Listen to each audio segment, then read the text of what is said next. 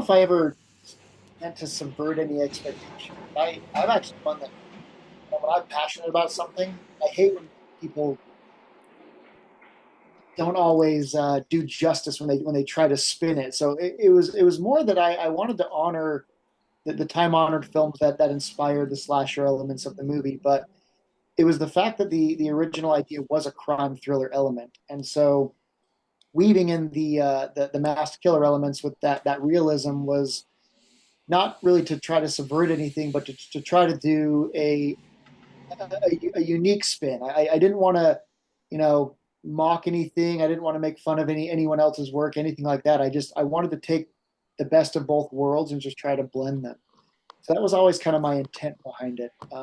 Was just to make something unique and fun. And like I've said before, whether that lands is up to the audience, but I'm definitely proud of making something that I feel is kind of a fun spin on what you're expecting. I would say to that, any I don't want to use the word artist because it's a bit of a heavy term, but any creative person is going to look at anything of merit and think, well, what would my spin be? How would I make this a little bit different? Not for the sake of being provocative or for the sake of I'm going to change it just because you're going to change it, but how can I work within this framework, but bend the rules a little bit, if not completely obliterate them, and then still see if you can pull it off. Um, not as an exercise, but as in this is, would I be able to tell this story within those particular rules? And sometimes you bend the rules a little bit, and I think that's what makes something refreshing and new, and you put a little twist on something. That way it's not the same old cookie cutter stuff, whether you like it or whether you don't. Because look, James could have made a perfect copy of another film. Yeah, okay, so what? It's still a copy. So it takes a bit of courage to push the envelope a little bit and say, well, we're gonna do this differently, and that might inspire someone else to come up with an even better idea.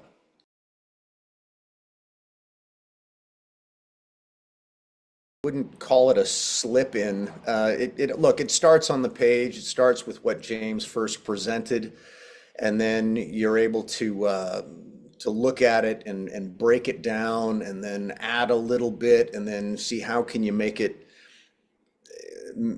work. It was a complex character. There's a lot of levels to it. So how are you able to pull that off? You want to play a bad guy, but you want to feel some kind of sympathy or compassion for him, even though maybe you shouldn't. So this is tough stuff. So that's why you work with a director who's open to working with actors, and it's it really is collaborative. And also, but it's tough. Like on stage, it's a little bit easier because you can start one way and then gradually work the arc, let's say. But on film, you have to track because you shoot out of sequence. So you got to find where you are emotionally in that scene, and then okay, great. Now we're going to shoot the other scene, and it's a completely different beat. And for that, you need a director because you may be going a little bit too much or pull back because they're looking at the big picture and you're taking a shot at the big picture. So it's the director and the cinematographer. You have to rely on the other people that are looking at aspects of the bigger picture that you're not, because your job is to focus on a particular beat. And you can do three or four honest beats and they all work, but only one will work in the movie, even though they're all perfectly honest and they're all valid. And then you get into the editing room and you pick the proper piece for that particular piece of emotional content. It's not easy. It's not.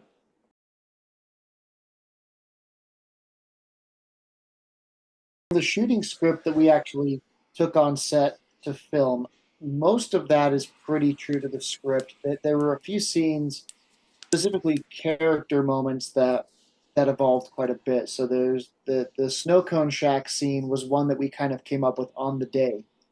As scripted, it was very short, just a little flashback, but we were there filming it and it was like, well, why don't we show Gabe in this element of defeat as he's working this crappy job and being berated, and it ended up being one of my favorite moments because it really shows Gabe as a character. And and then the rest of the things that changed were more just things within the scene, like certain lines, or maybe we added, a beat here, a beat there, and then we restructured one scene in the end where Colin is fighting with the character of Bryce, and it was Colin's idea to have Gabriel never break free when he's duct taped up and he's fighting him. So those are the major changes that I can remember. I'm going to say, just to play devil's advocate, James, I'm going to answer that in the polar opposite.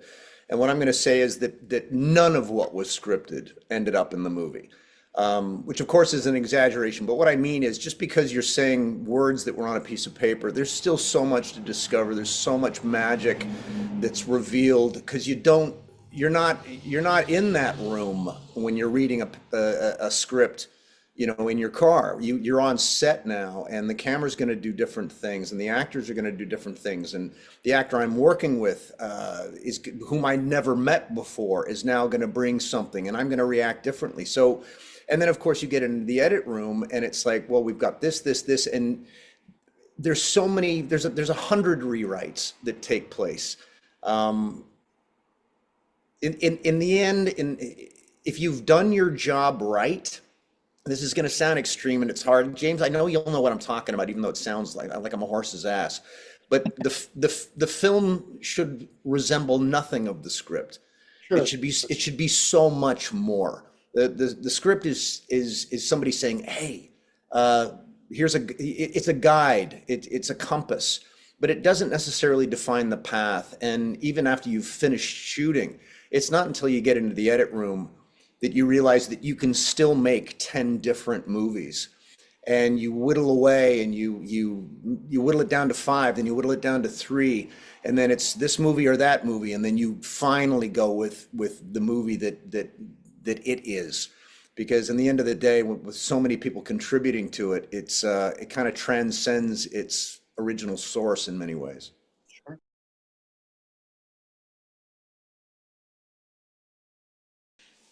In terms of horror, I'm a big fan of Brian Bertino. He did The Strangers back in 2008. Great Uh, movie.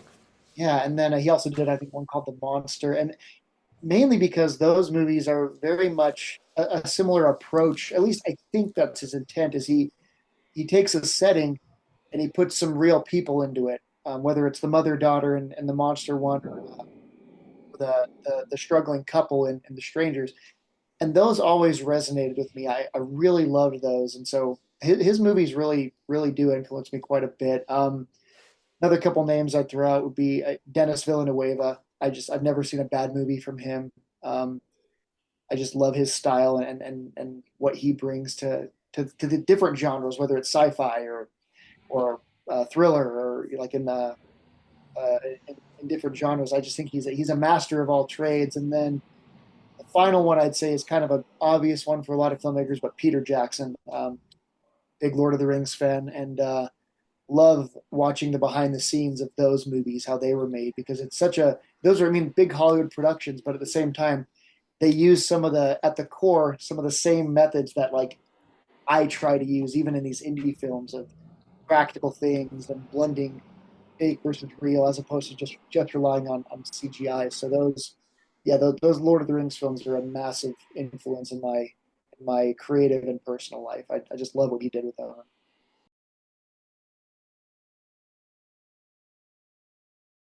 Well, I'll just say for me that the fun thing for me about He Never Left is that I didn't show up to make a slasher movie. If anything, I showed up to do Arthur Miller. It was an actor's piece. It was a character-driven piece.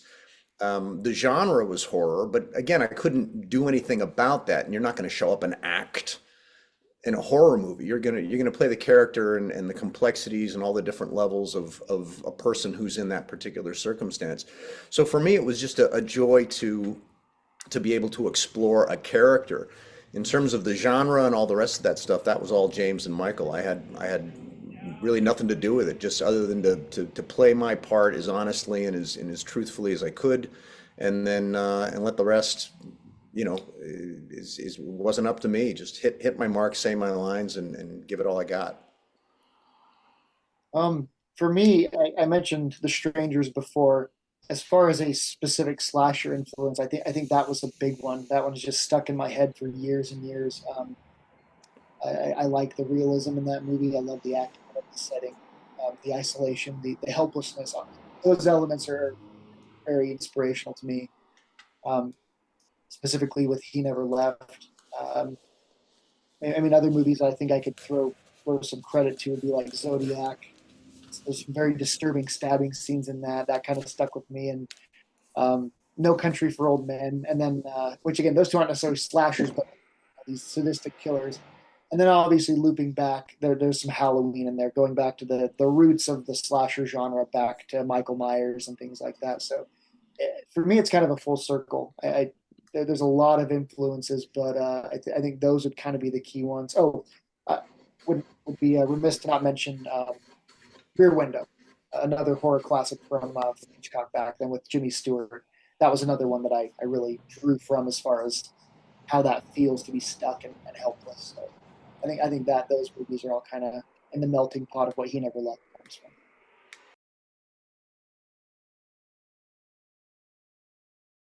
The Roy Scheider chumming Jaws when the shark first appears, that's killer fright. When all the doors close in Carrie after the pig's blood has landed all over her, and then all the doors of the high school auditorium close. Um, just because I just thought it was so creepy, I'm going to stay with Carrie. When Piper Laurie is describing when Carrie was conceived and come home and he smelled like liquor and I liked it, that was just so awesome. I'm going to then shoot over to Trilogy of Terror when Karen Black is running from the little Koopy doll with the knife. And let me see what else. Why not go back to Jaws opening scene? Scuba divers are down there and the head appears in the old wreckage of the boat. And I think that leaves me with one more, and I'm gonna go with Alien when Sigourney Weaver realizes that she's not alone in the escape capsule. Those are all really good. Match that, bitch. You stole one of mine. I gotta find another one to put in. Okay, so I'll see if I can change one up here. The blood testing scene in The Thing, John Carpenter's The Thing, when they're sitting around testing the blood to see if any of them react, and then the thing jumps out of the petri dish. That scared the bejesus out of me when I was 12 or whenever my dad showed me that movie the first time. Um, then I'm going to jump way back and say the ending scene of the original Wolfman, back with Lon Chaney. Not necessarily because it's scary in that moment, but that movie I thought was ahead of its time when his dad is the one who kills him with the silver cane and realizes as he transforms back that it's his son and that he was telling the truth. That I don't know. That still gets me to this day. And I'm going to jump ahead to my early teens when I saw The Grudge and the first scare scene when the young woman is hearing the noises and she peeks up in the attic and that damn ghost comes at her and pulls her up. God, man, I that was nightmare fuel for. I was on a date when that happened and I was just terrified and it was just an embarrassing embarrassing thing.